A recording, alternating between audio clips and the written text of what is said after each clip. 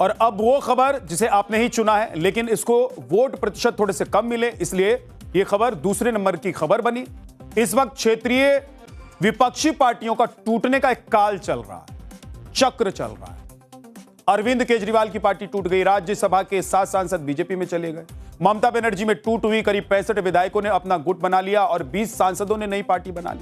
और अब उद्धव ठाकरे के 9 में से 4 लोकसभा सांसदों के पाला बदलने की खबर आ रही है। पहले 6 सांसदों का नाम आ रहा था कि 6 सांसद चले जाएंगे, लेकिन फिर खबर आई कि 2 सांसद वापस ठाकरे के पास लौटकर आ रहे हैं। तो सवाल है कि यह सिलसिला क्या आगे बढ़ेगा, और आगे बढ़ेगा तो किसकी बारी होगी? इस सवाल का एक सवालनुमा जवाब हो सकता है कि क्या अगली बारी समाजवादी पार्टी की हो सकती है। कुछ देर पहले ही बीजेपी के वरिष्ठ नेता और उत्तर प्रदेश के उप मुख्यमंत्री केशव प्रसाद मौर्य का एक बयान आया है कि अखिलेश यादव की पार्टी के 25 से 26 सांसद यानी कि 2/3 से ज्यादा सांसद टूटने के लिए बेताब बैठे। हम ही तोड़ नहीं रहे। जवाब अखिलेश की तरफ से भी आ गया है, सुनिए सर। तो अभी 25-26 सांसद टूटने को तैयार बैठे, हम लोग तोड़ ही नहीं रहे। हम लोग तो 27 में जानते हुए अपने आप ही टूट के चले जाएंगे। समाजवादी पार्टी का संचालन श्री अखिलेश यादव की साइकिल नहीं कर सकती। वो साइकिल सैफ ही जा सकती है, लेकिन सत्ता की गलियारे में नहीं जा सकती। कुछ भी कहे जाने वाले लोग, जो डर जाएगा वो अपना दल छोड़ के चला जाएगा। अगर बीजेपी से मुकाबला करना है तो बहादुर लोगों की टीम होनी चाहिए, और मुकाबला करने के लिए समाजवादी पार्टी तैयार है। और आपको याद होगा पिछली बार भी प्रेस में ही मैंने कहा था कि अब भारतीय जनता पार्टी को मैं नहीं तोड़ूंगा, उनके विधायकों को नहीं लेंगे। भारतीय जनता पार्टी जो औरों की पार्टी तोड़ रही है, औरों के सांसद छीन रही है, यूपी में उन्हीं के विधायक तैयारी में हैं पाला बदलने के लिए। और कई ऐसे लोग हैं वो समय पे ही पत्ते खोलते हैं, उनका भरोसा ही नहीं। वो चल सन्यासी मंदिर में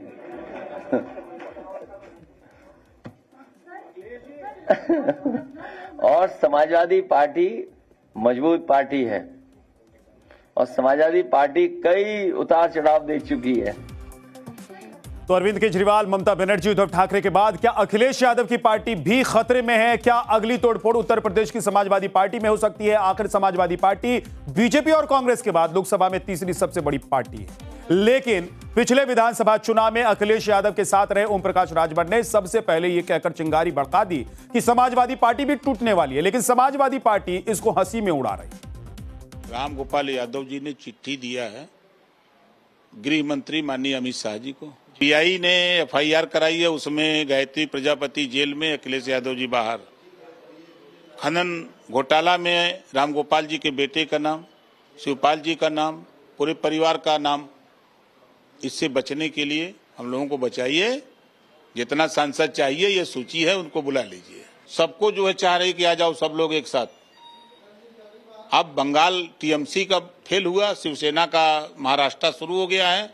अब उसको खत्म होते ही यहाँ ये देखिएगा, आप ही लोगों की टीवी पे चलेगा स्क्रीन पर कि समाजवादी पार्टी में भारी टूट, मतलब ऑपरेशन यहाँ पे स्टार्ट हो जाएगा, शुरू हो गया है। हमें अपनी पार्टी की खबर है, अपनी खबर है कि जो आप पूछ रहे हो या जो आप बता रहे हो, वास्तविकता उससे कहीं कोई लेना देना नहीं है। आपको उद्धव ठाकरे की पार्टी में मचे घमासान की तरफ लेकर चलता हूं। यह खबर कई दिनों से सुर्खियां बटोर रही थी कि एकनाथ शिंदे की पार्टी ने उद्धव ठाकरे के सांसदों को अपने खेमे में लाने के लिए ऑपरेशन टाइगर चला रखा है। आज पुणे की सड़कों पर ऑपरेशन टाइगर के रहस्यमय बैनर भी लग चुके हैं। एकनाथ शिंदे की शिवसेना सदे कदमों से अपनी चाल चल रही है और उद्धव ठाकरे की पार्टी चिल्ला रही है कि फाउल गेम हो रहा है, फाउल गेम है ये। और ये बात कहते हुए उद्धव ठाकरे की पार्टी के सांसद संजय राउत तो फाउल लँग्वेज बोलने लग गए। सुनिए जरा। उद्धव ठाकरेंनी आमच्यावरती सातत्यानं भावासारखं प्रेम केलं, हे कोण जातायत हे नाही, डोंट कट, हे कट मत करना। हाँ, ये लोग जो है बेईमान लोग है, ये बेईमान है और बेईमानी उनके खून में है। संजय राउत राज्यसभा के सांसद हैं, देश की सबसे बड़ी पंचायत के सदस्य हैं, उनके संसदीय गरिमा और लोकतांत्रिक मूल्यों की उम्मीद की जाती है, लेकिन एक अश्लील गाली देने के बावजूद उन्होंने उस पर माफी मांगने की जगह अपनी सफाई फिर से पेश कर दी। संजय राउत गजब हैं, कह रहे हैं कि पार्लियामेंट में थोड़ी ना इस्तेमाल किया है कि पार्लियामेंट्री भाषा ही वहां पर बोलनी पड़ेगी, या तो मैं कुछ भी बोल सकता हूं और जो समझ में आया बोल दिया, कोई पछतावा नहीं है। इस बीच टाइम्स ऑफ नवभारत को जो जानकारी मिल रही है उसके मुताबिक उद्धव ठाकरे की पार्टी के जिन 6 सांसदों ने बगावत का झंडा बुलंद कर दिया है उनमें संजय दीना पाटिल, संजय देशमुख, नागेश पाटिल, अष्टिकार ओमराजे निबालकर और भाऊ साहेब वाकचौरे और संजय जाधव शामिल हैं।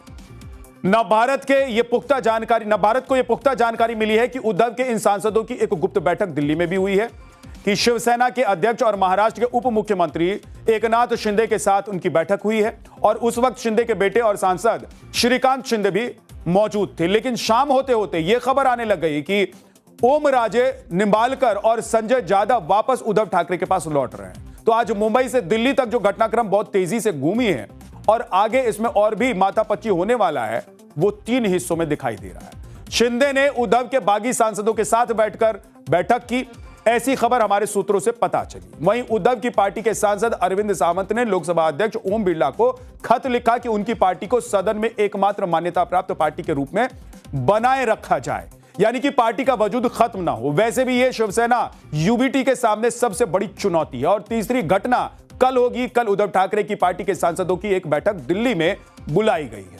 यक्ष प्रश्न यह है कि उसमें कितने सांसद आएंगे। शिवसेना यूबीटी का कहना है कि जिन सांसदों ने रातों रात अपना दिल बदल दिया है वो पैसे पर बिक गए हैं और इस कदर बिक गए हैं कि अपनी मां से लेकर और तमाम तरह बच्चों तक की कसम खाने से भी वो नहीं चूक रहे। डोनाल्ड ट्रंप ईरान के साथ जिस पीस डील को ऐतिहासिक बताने में जुटे हैं, अमेरिका के अंदर ही उसे ट्रंप का सरेंडर लेटर कहा जा रहा है। अमेरिकी खुफिया एजेंसियों की एक सनसनीखेज रिपोर्ट आई है। इसमें दावा किया गया है कि जंग के बाद ईरान कमजोर नहीं हुआ है, बल्कि उसके हाथ हॉर्मुज नाम का वो हथियार भी लग गया है जो परमाणु बम से भी ज्यादा विनाशकारी है। ऐसे में आज का सबसे बड़ा सवाल, क्या महज सस्ते तेल के लिए दुनिया के सबसे ताकतवर मुल्क ने ईरान के सामने घुटने टेक दिए हैं? ट्रंप के इस दावे से बौखलाया इजराइल अब क्या करेगा? और खाड़ी के इस नए चक्रव्यूह में आखिर कब तक चलेगा खामनेई का सिक्का?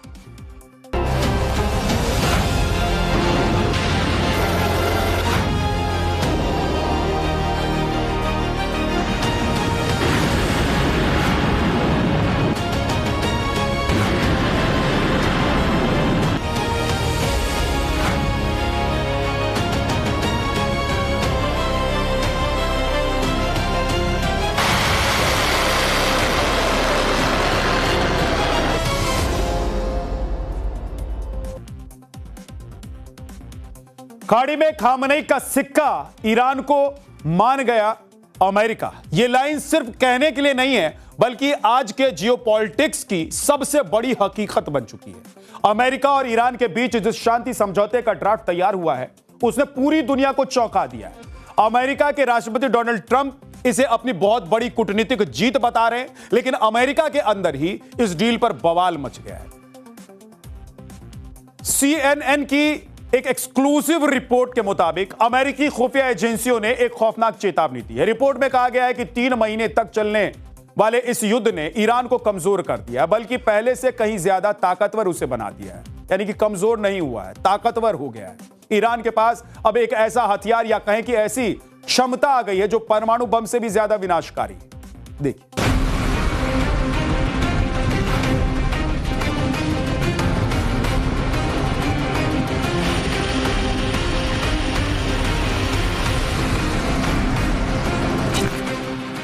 अमेरिका और ईरान के बीच युद्ध विराम का ड्राफ्ट तैयार है, लेकिन अमेरिकी खुफिया एजेंसियों की नींद उड़ी हुई है। CNN की रिपोर्ट के मुताबिक इस जंग ने ईरान को ऐसा आत्मविश्वास दिया है जो अमेरिका के लिए सबसे बड़ा खतरा है। खुफिया एजेंसियों का आकलन है कि ईरान अब जब चाहे अपनी मर्जी से स्ट्रेट ऑफ होर्मुज को बंद कर सकता है। यानी युद्ध के बाद ईरान ने ग्लोबल इकोनॉमी की नस अपने हाथ में ले ली है। अमेरिकी अधिकारियों का मानना है कि होर्मुज को चोक करने की क्षमता किसी भी परमाणु बम से ज्यादा असरदार हथियार है। अगर ईरान ने इसे बंद किया तो दुनिया में तेल के दाम आसमान छूने लगेंगे। खतरा सिर्फ होर्मुज का नहीं है। रिपोर्ट कहती है कि अगर भविष्य में ईरान के साथ परमाणु बातचीत टूटती है तो ईरान अपने प्रॉक्सी यानी यमन के हूती विद्रोहियों के जरिए बाल अल मंदेब स्ट्रेट में भी भयंकर संकट पैदा कर सकता है। यानी दुनिया के दो सबसे बड़े समुद्री व्यापार मार्ग एक ही वक्त पर ईरान के इशारे पर बंधक बन सकते हैं। शायद यही वजह है कि अमेरिका जल्दबाजी में समझौते की मेज पर आया, लेकिन इस समझौते ने खुद डोनाल्ड ट्रंप की कैबिनेट को दो फाड़ कर दिया है। एक्सियोस की रिपोर्ट के मुताबिक खुद CIA चीफ जॉन रेडक्लिफ को शक है कि ईरान समझौते में किए गए वादे निभाएगा। विदेश मंत्री मार्को रूबियो का साफ मानना है कि ईरान अपना परमाणु कार्यक्रम रोकने के लिए वो कदम नहीं उठाएगा जिसकी अमेरिका उम्मीद कर रहा है। रक्षा मंत्री पीट हेगसेथ ने भी शुरुआत में चिंता जताई थी। हालांकि उपराष्ट्रपति JD वेंस, विशेष दूत स्टीव विटकॉफ और ट्रंप के दामाद जैरेड कुशनर इस डील को किसी भी कीमत पर पास कराने के पक्ष में है। लेकिन अमेरिका की किरकिरी तब हुई जब रक्षा मंत्री पीट हेगसेथ का एक इंटरव्यू वायरल हो गया। एक टीवी चैनल पर अमेरिकी रक्षा मंत्री ने दावा किया कि अमेरिका पूरे समय होर्मुज पर अपना कंट्रोल बनाए हुए था, लेकिन एंकर मार्गरेट ब्रेनन ने तुरंत उन्हें घेर लिया। इस एक सवाल पर अमेरिका के रक्षा मंत्री की बोलती बंद कर दी। गोलमोल जवाब देते हेगसेथ की सोशल मीडिया पर जमकर फजीहत हुई। लोगों ने पूछा, अगर अमेरिका का पूरा कंट्रोल था तो होर्मुज को दोबारा खुलवाना समझौते का सबसे बड़ा मुद्दा क्यों बना? डेमोक्रेट सांसदों ने इस पीस डील को सरेंडर लेटर करार दिया है। अमेरिका के पूर्व राष्ट्रीय सुरक्षा सलाहकार जॉन बोल्टन ने तो ट्रंप की धज्जियां उड़ा दी। अमेरिका के पूर्व NSA जॉन बोल्टन के बयान से साफ है कि ट्रंप ने ईरान के सामने एक तरह से सरेंडर कर दिया ताकि अमेरिका में पेट्रोल डीजल के दाम कम किए जा सके। ट्रंप बार बार दावा कर रहे हैं कि उनकी यह डील ओबामा सरकार के 2015 वाले न्यूक्लियर समझौते से बहुत बेहतर है। ट्रंप का तर्क है कि ओबामा की डील ईरान को परमाणु बम बनाने का रास्ता दे रही थी, जबकि उनकी डील एक मजबूत दीवार है। लेकिन क्या वाकई में ऐसा है? न्यूयॉर्क टाइम्स की रिपोर्ट कहती है कि अभी दोनों डील्स की तुलना करना ही बेईमानी है, क्योंकि ट्रंप की डील फिलहाल सिर्फ 60 दिनों का एक पैचअप है। ओबामा की 2015 की डील में ईरान ने अपने संतान